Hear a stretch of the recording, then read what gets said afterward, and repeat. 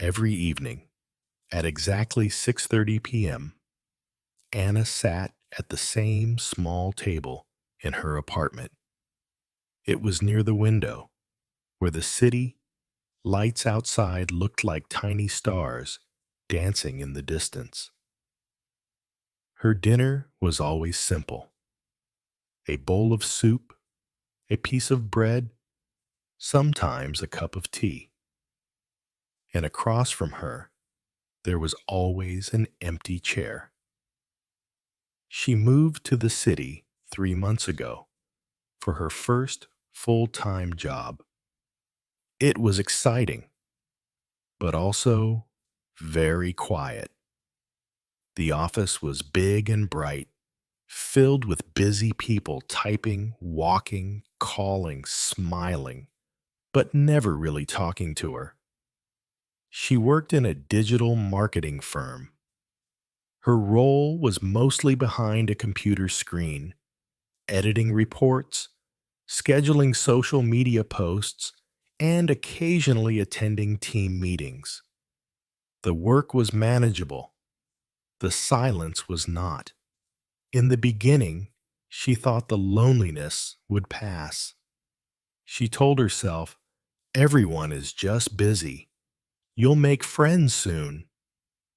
But soon turned into weeks, and the empty chair stayed empty. Every evening, after work, Anna would take the same route home. She passed a flower shop that always had fresh sunflowers outside, a bakery that closed at 6 p.m., and a quiet little bookstore that only seemed to be open on weekends. She'd pause sometimes, thinking of going in, but never did. She was always just too tired, too unsure. She started imagining someone sitting in that chair. Not a real person, just someone. Maybe a new friend from work, or a neighbor from the building, or even a visitor from her hometown. Sometimes it was her grandmother. Sometimes it was her younger brother, who still lived far away. She would imagine him there, teasing her like he always did when they were younger. One night, she imagined the chair held a woman her age, with curly hair and warm eyes. "You look tired," the woman said in her mind.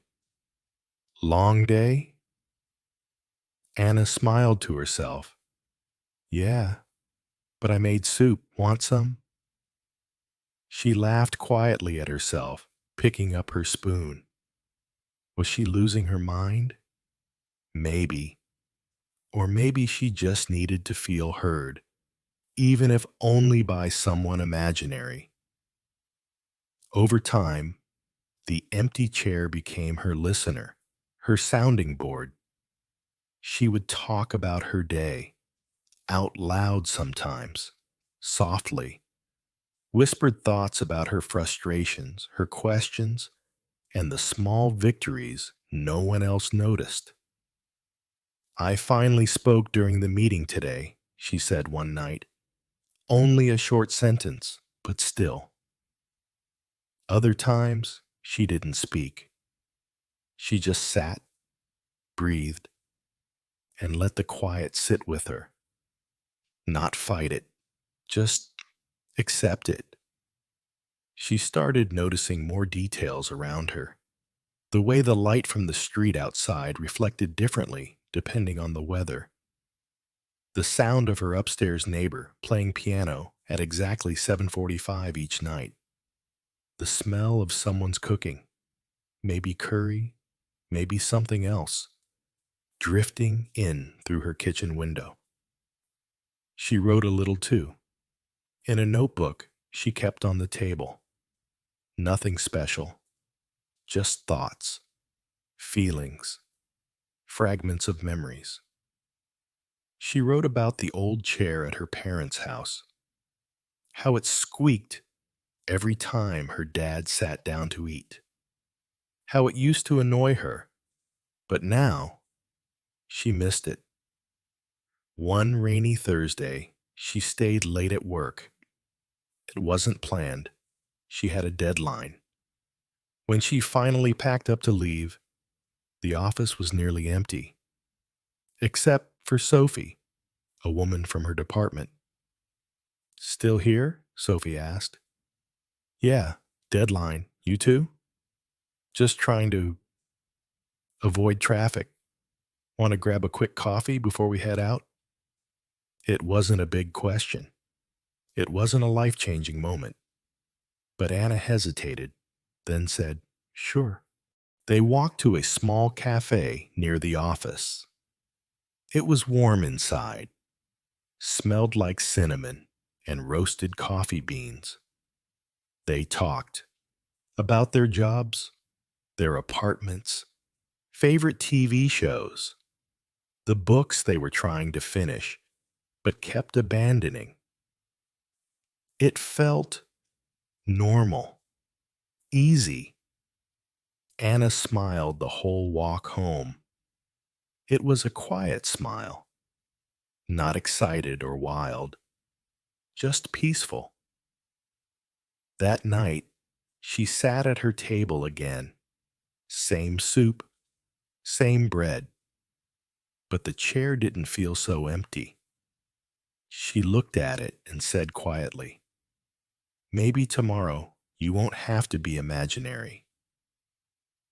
Over the next few weeks, things didn't magically change, but small things started happening. Sophie invited her to lunch. Another co-worker, Ben, shared a joke with her during a meeting. One of her neighbors complimented her shoes in the elevator, and Anna responded. She smiled, spoke back, asked a question, held the conversation just a few seconds longer than she would have before. One evening, the chair was filled. Really filled. Sophie came over for dinner.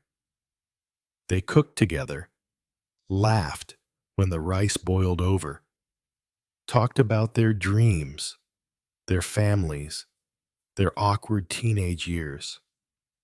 As they ate, Anna looked at the chair Sophie sat in.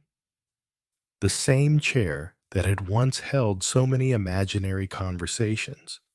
It felt like a full circle, but also a beginning.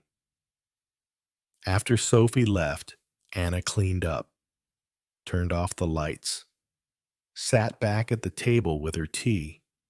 "You were right to wait," she whispered to the chair. The next night, she sat alone again. But it didn't feel lonely. It felt calm, like she had made peace with something. She didn't need the chair to be filled every night. She understood that now. Some evenings would still be quiet. Some would be loud. Some would be full of laughter. Others would be slow and thoughtful. But she was no longer afraid of the silence. The empty chair had taught her something, not with words, but with presence. It taught her to listen, to notice, to reflect, and most importantly, to be patient with others and with herself.